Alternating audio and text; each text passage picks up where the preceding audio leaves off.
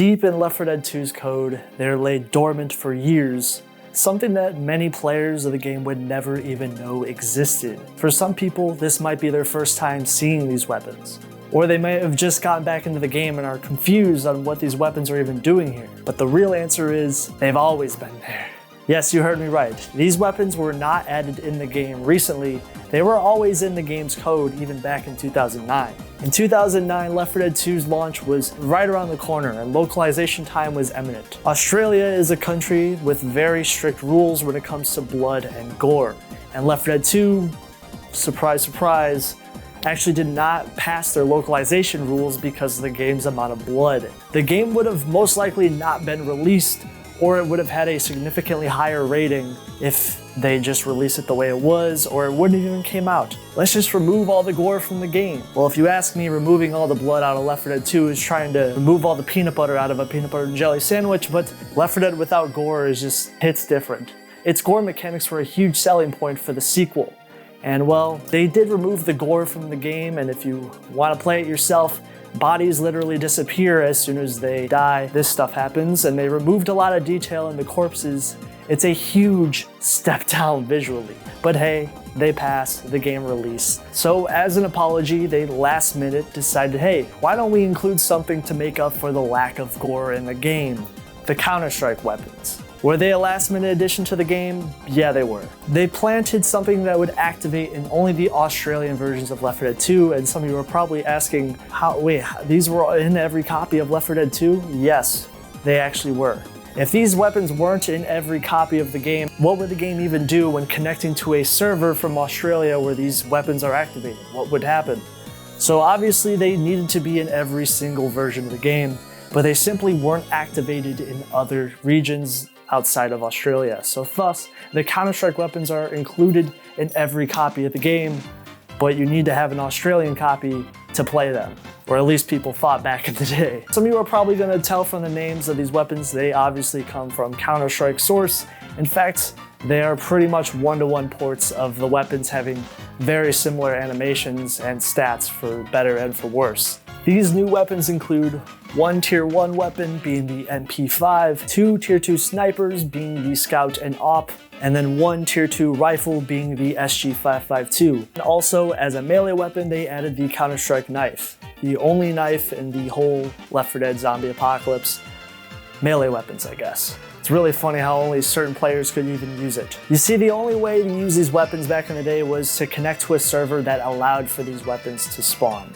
That meant if you didn't live in Australia, you had to connect to a server that was from Australia. Especially if you had the console version of Left 4 Dead 2, that requires a lot of luck. Back in the day of my childhood of playing Left 4 Dead 2, I joined a campaign server of the parish. And lo and behold, the weapons that I heard rumors and whispers of being deep in Left 4 Dead 2's code, voila, here they are. If you joined one of these elusive Australian servers, I got lucky, to be honest, and finally joined a server that I was crossing my fingers one day I would join and get to use these glorious weapons.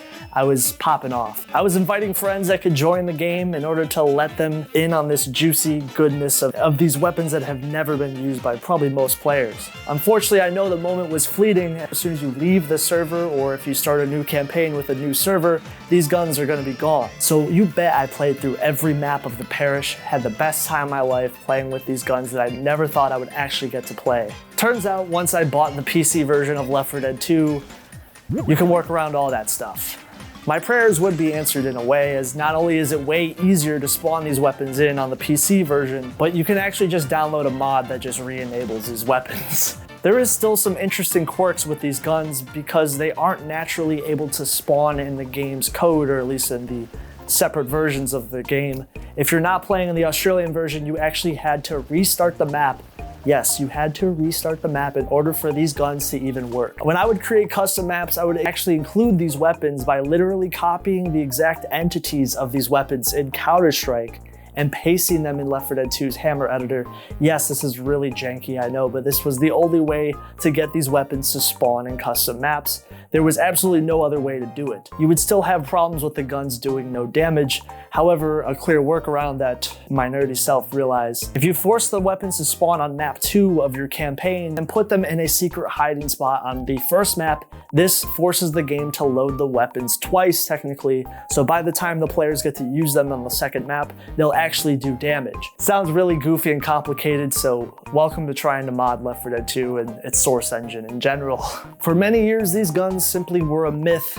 Many people never even got to see unless they were privy to the inclusion of these weapons deep in the game's code. The guns, to say the least, this might not be a hot take here, but they're pretty hit and miss. The knife is actually one of the best melee weapons in the game. When it first was introduced, which I know is, some of you are probably double taking at this because you're like, what? I thought it was the complete opposite. I thought the knife was terrible. No, when the knife was first in Left 4 Dead 2, it was a very good melee weapon. In fact, it was probably one of the best in the game. It definitely doesn't have the range of the fire axe or katana, but it was really, really fast, and you could just spam this melee weapon over and over, and it had a consistent arc every single time. It was exactly the same, so you could just run around and just spam it over and over nonstop. Or the MP5, which is the only tier 1 weapon that was added. It essentially is a middle ground between the silenced SMG and the regular SMG, having the same amount of ammo. Accuracy is pretty decent and its fire rate is slower, but the reload is longer, so it sort of reminds me of if a SCAR and an SMG were kind of brought together.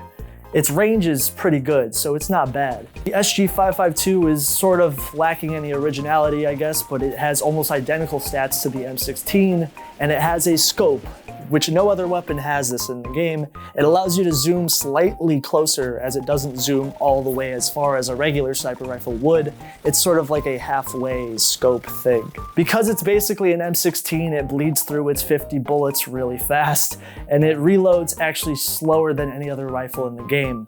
However, I won't lie, it's pretty fun to use, so it gets points for that maybe. The other two snipers are literally the two worst weapons in the whole game. They don't really fit Left 4 Dead's engine. Shoots very slow, and it really makes it feel like every shot counts with these weapons, as one missed shot can lead to you taking damage from commons really easy, and on modes like Expert, you don't want to be doing this. The Scout is supposed to be the weakest sniper, but the fastest fire rate, although it should be noted its fire rate is not even comparable to the other two snipers in the game. The AWP is the exact opposite of the Scout. It clearly is the more powerful version, but again, if you miss with this weapon, it can lead to you getting punished even more. I personally prefer the AWP as it clearly does more damage, but the Scout is pretty laughable. They were considered the two worst weapons in the game, and even compared to the other tier 2 snipers, they are a clear step down. Because of these weapons being very mediocre, they are honestly a waste of a spawn, and I know that sounds really rude. They can take over a much better weapon that could have spawned it. They're incredibly hard to balance, and I understand that, but I'm sure many of you guys are thinking of ways to try to fix these weapons. But if I'm being a little bit realistic, these weapons are probably just weren't made for Left 4 Dead 2's fast-paced engine, and there's a high level of risk and slow fire rate, slow reload. All these things really hamper you down in Left 4 Dead 2. Unless you're a sniper purist, you're probably not gonna like these weapons. Unless you're into headshotting from really far away and just one-shotting certain things, cool. It is an interesting perspective, but these weapons are not easy to balance, and the devs have tried to make them usable as much as possible. It's just really hard to do. There were two groups of people for years, people who knew of these weapons' existence and people who just didn't. And finally one day, everyone would gather around, be able to use these weapons universally. Is only in the PC version of Left 4 Dead 2, sorry console users. Play Left 4 Dead 2 on PC, seriously, it's a good time. An update for Left 4 Dead 2 is around the corner, and the Last Stand update is finally here. It's been years since any other massive Left 4 Dead update, especially one where they add a new campaign.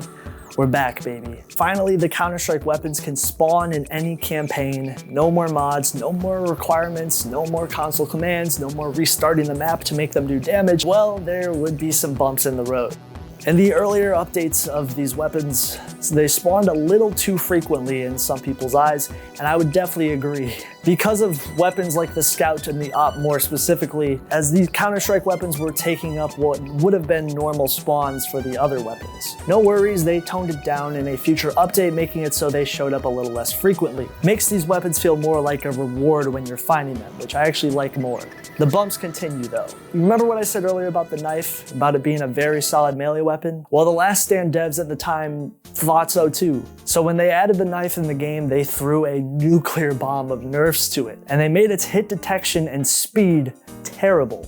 It became so difficult to hit with the weapon that it quickly became one of the worst melees in the whole game. And that's pretty big to say because it's a sharp melee weapon, and sharp melee weapons are usually pretty good. If a sharp melee weapon is bad, it must be pretty bad. This pretty much was a nerf to melee weapons as a whole, as they made the knife 10% slower than what it was before, and the other melee weapons that they added to Left 4 Dead's engine made it so it was more likely to spawn bad melee weapons. Not saying I hate these melee weapons, but they nerfed the knife and added a bunch that were definitely a little bit more mediocre.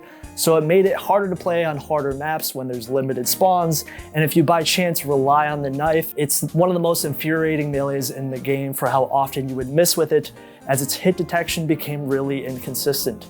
Especially on Left 4 Dead 2's harder maps where you almost have sort of a requirement to use a melee weapon sometimes. These weapons barely hit, and especially on modes like Expert, it's gonna lead to you taking a lot of damage. They reinstated the knife's original stats and brought back what it used to be, so they took away the nerfs. So in a way, now the knife is back in business, a pretty strong melee weapon, maybe even the best in some people's eyes.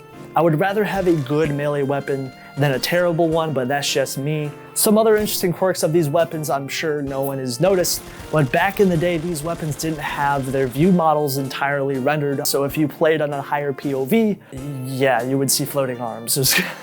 The Last Stand update thankfully fixed this, but again, if some of you are asking if these weapons were last minute inclusions, I bring up things like this. Although it's pretty cool when, you can one-shot spitters with the op. You can do that. And I know I'm basically a Smash creator and I just created a Left 4 Dead 2 video, but I have just a crazy amount of hours in the game. I really do love Left 4 Dead 2. It's one of my favorite games of all time. So despite me making a lot of Smash videos, I have a lot of love for Left 4 Dead 2. Patreon down below. Thank you guys for watching this video. Peace. Take care.